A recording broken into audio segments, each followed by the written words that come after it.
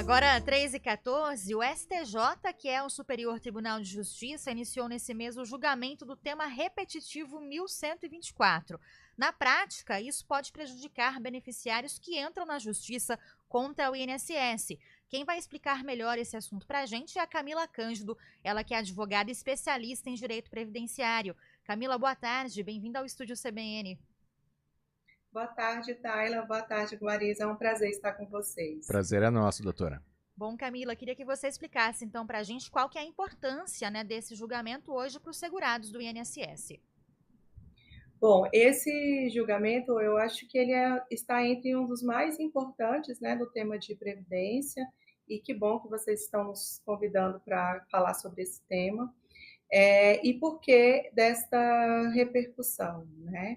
Dentro do Poder Judiciário, já estava fixada praticamente a tese nos precedentes da jurisprudência de que o segurado, quando ele entra com a data na data que ele faz o requerimento para o INSS, até quando ele consegue este benefício na decisão final do INSS, ou se ele tem que buscar esse benefício na justiça, estava fixada que a data de pagamento, né, dos retroativos, eles viriam para a data daquele requerimento no INSS.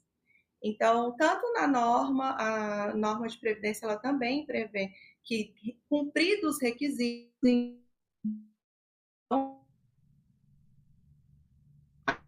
data do pagamento, ela vai lá, vai retroagir, né, que a gente chama, vai retroagir a data. Bom, a gente vai precisar refazer o contato com a doutora Camila Cândido, porque tem uma instabilidade aí, né, para a gente continuar fazendo, tirando as dúvidas aqui com ela. Dentro de instantes, então, a gente volta a falar com a advogada especialista em direito previdenciário, a Camila Cândido, mas eu vou seguir no assunto, viu, Tayla? Porque o pessoal faz perguntas aqui, por exemplo, sobre tempo para aposentadoria, né? São muitas dúvidas, então você, ouvinte, pode mandar para a gente a sua mensagem. Os números, os canais de comunicação são o WhatsApp, o 19 991 869070, e o YouTube, youtube.com/CBN Campinas. Agora, a doutora Camila está de volta. A doutora Camila falava sobre a mudança, né? A pergunta que você fez, tá? Ela foi qual a importância desse julgamento, né?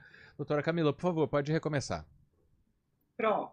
Então, estava fixado tanto na norma quanto na jurisprudência que, se fosse concedido no INSS ou na Justiça, que o beneficiário iria receber o retroativo desde a data que ele tinha feito o requerimento administrativo no INSS.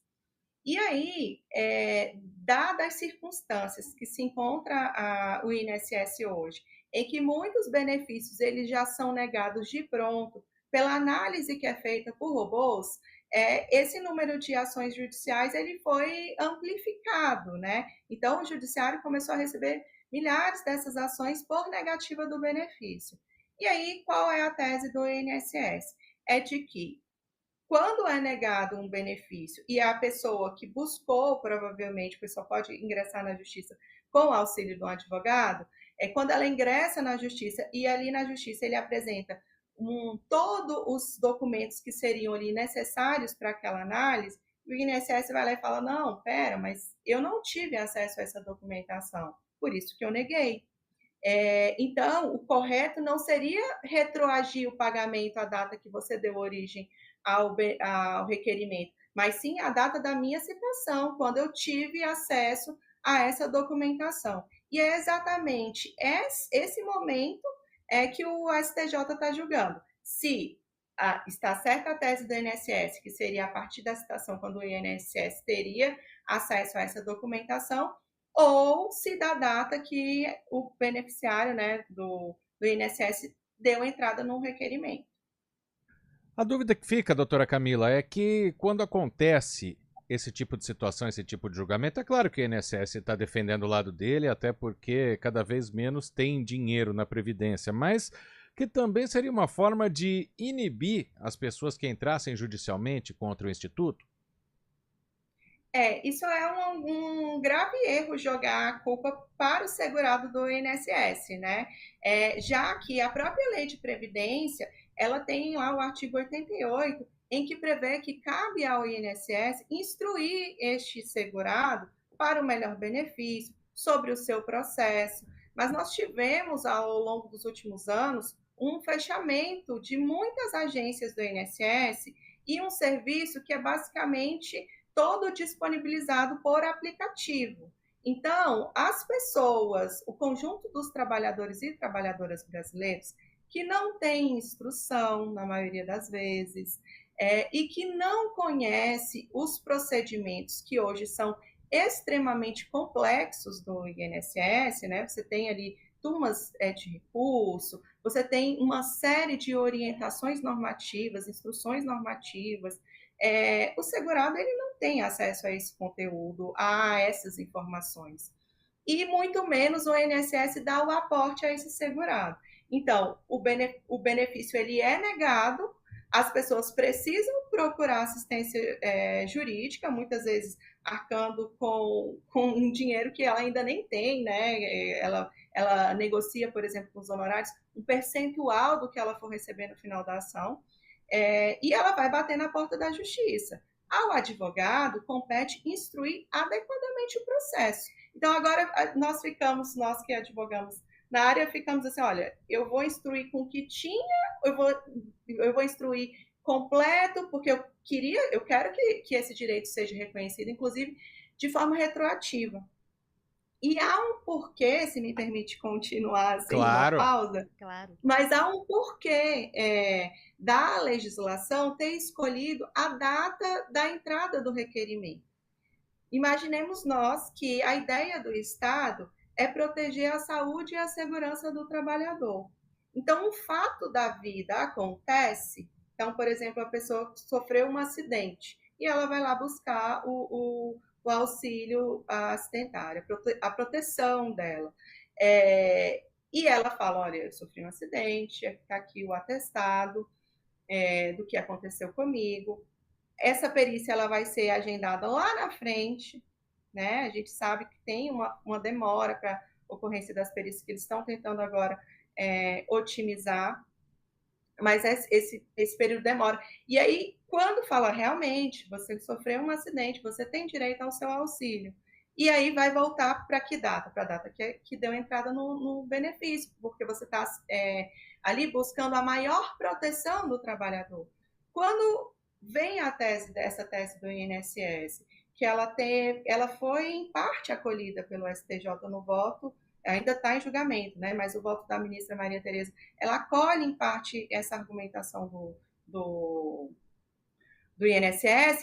O que acontece? O trabalhador, ele